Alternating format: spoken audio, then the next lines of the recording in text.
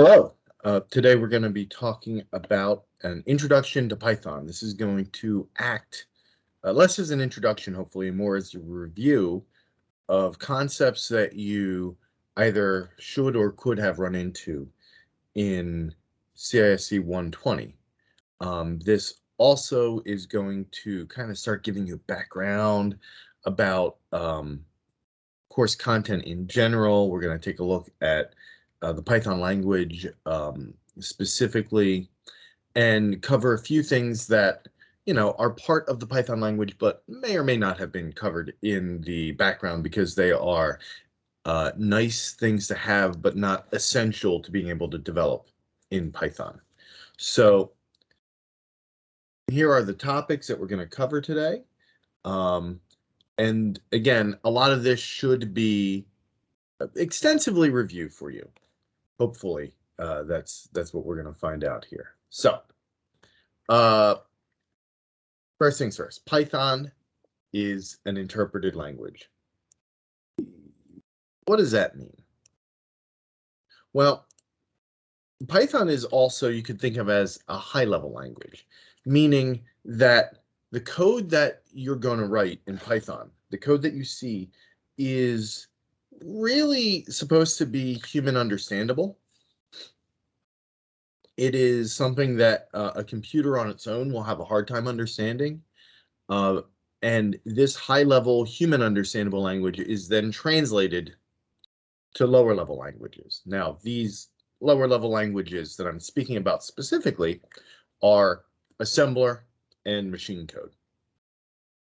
Assembler is something that is done.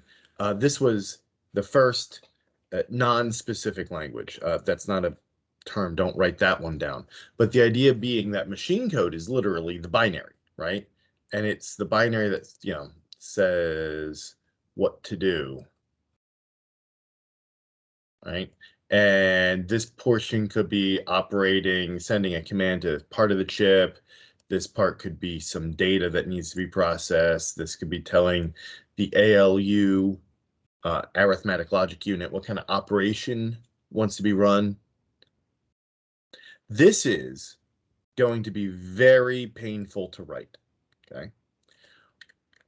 High-level languages exist because this is a lot of discomfort, right? So we saw this. This is machine-specific, right? Machine code is machine-specific. So machine code generated on one computer, unless the setup is the same, is like literally identical, down to versions of chips and driver settings, it cannot translate from computer to computer. Assembler is a little higher level, where you will say things like load, and then you'll say like what register you want to load into, and the data that you'll want to load there, and then you can say like store, and you can say store, into long-term memory, the stuff in this register, or you can call add, right? Assembler is designed to manipulate on a chip level the fetch, decode, execute cycle.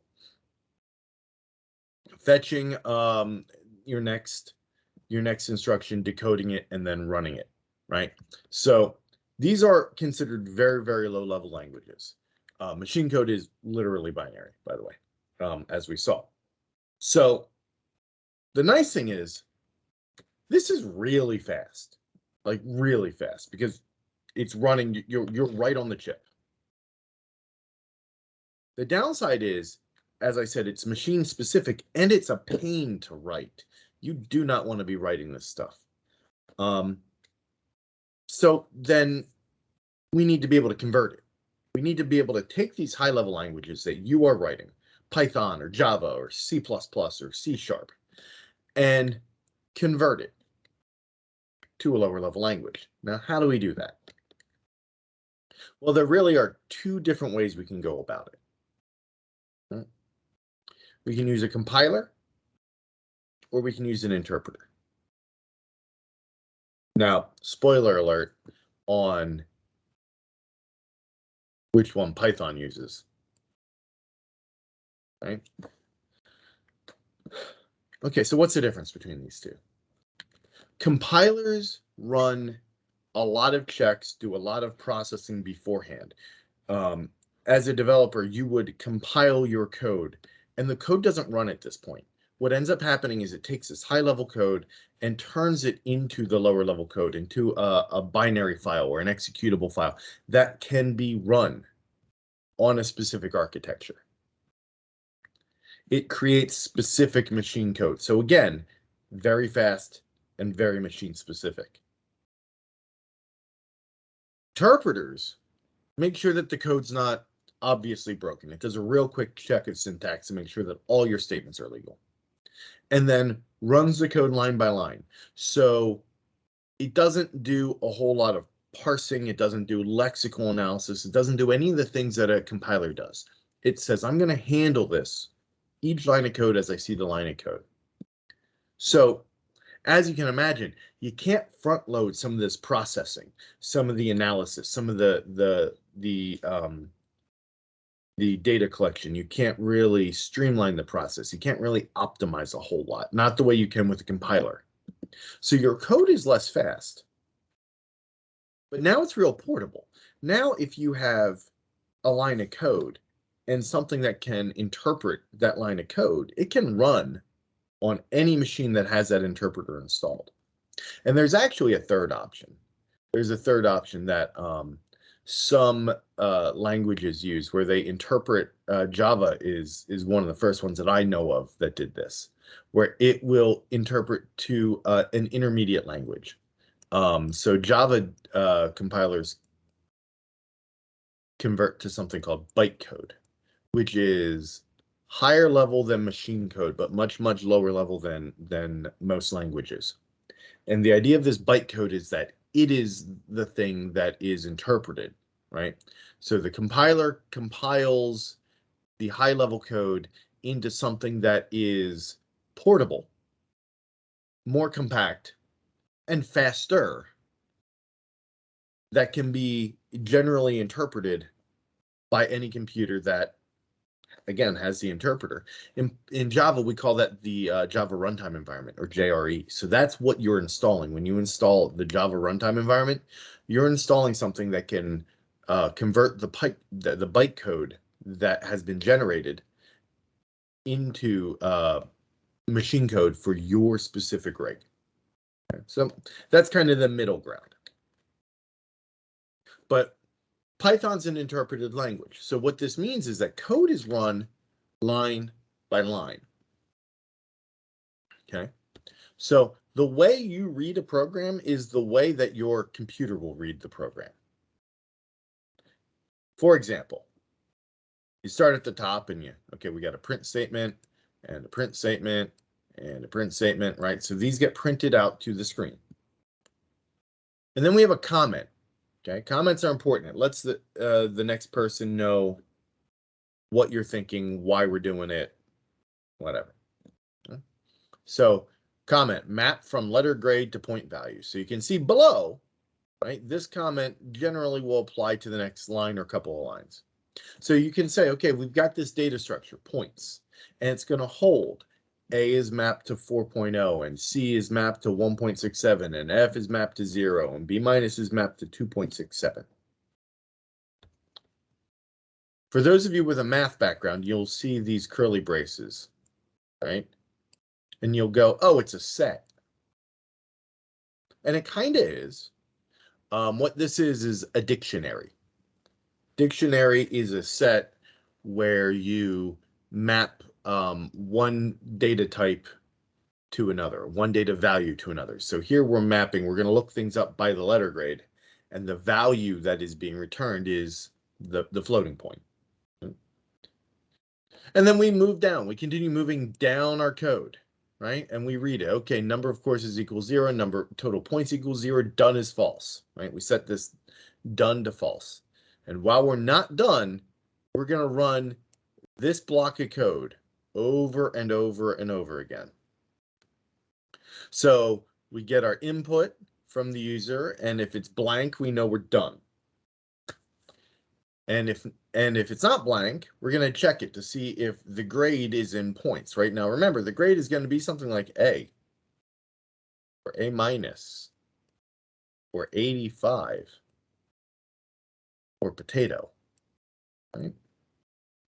And A or A minus will work. 85 and potato will not, right? Because they're not here. They're not one of these key values.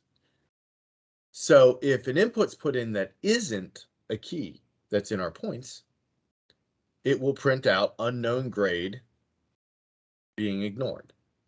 Otherwise, we're going to say, hey, we found our grade. Beautiful.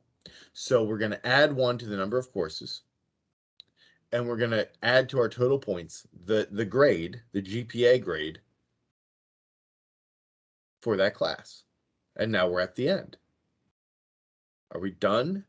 Well, if we put blank in, if we put in a string, just hit enter, then we're done. If we're not, we go through the process again, and we go until we get an empty string. Finally, if num courses is greater than 0, then it will print out what your GPA is to 3 digits using this formula. Okay? How you read the code is how the computer in an interpreted language reads the code, which leads to some interesting things. Okay?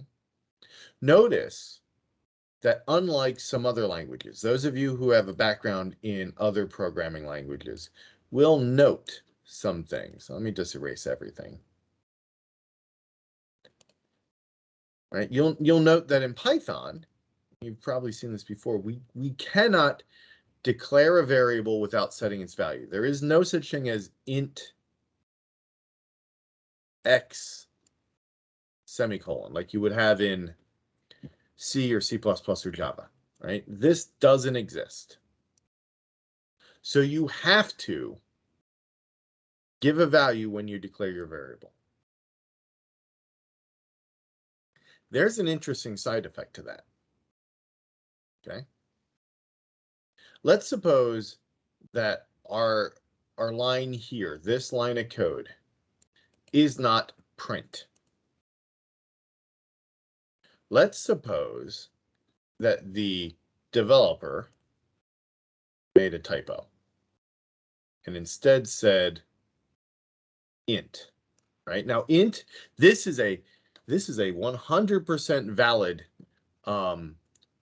line of code, right? You can declare a constructor, an int constructor, and then have it try to parse this.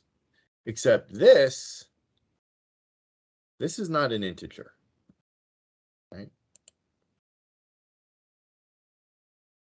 So we're only going to run into this problem when we run this line of code, right? We're only going to ever run into this problem if grade is not in points. Well, it's worse than that, because if we made it rint, which is now not something in the language, right? This is something that is detectable if we wanted to. Interpreted languages don't do these checks. It just says, hey, does this thing look like it's, is it a well described statement? And it is, right? It's a function call, right? It's the fun name, your function's name, followed by a parenthesis, followed by an argument, followed by another parenthesis. That matches this, right? Everything's okay.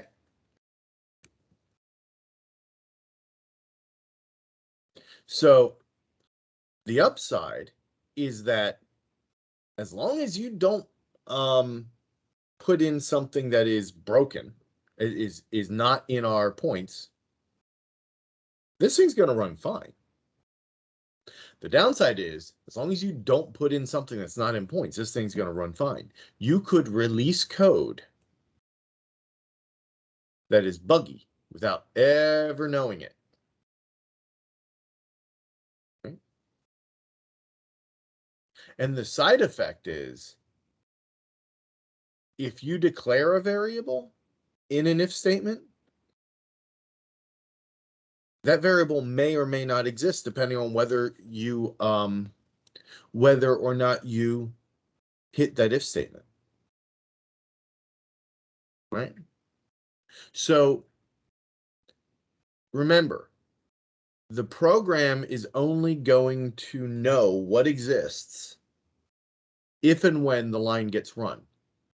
So this can be a problem in an interpreted language, but it does have its advantages.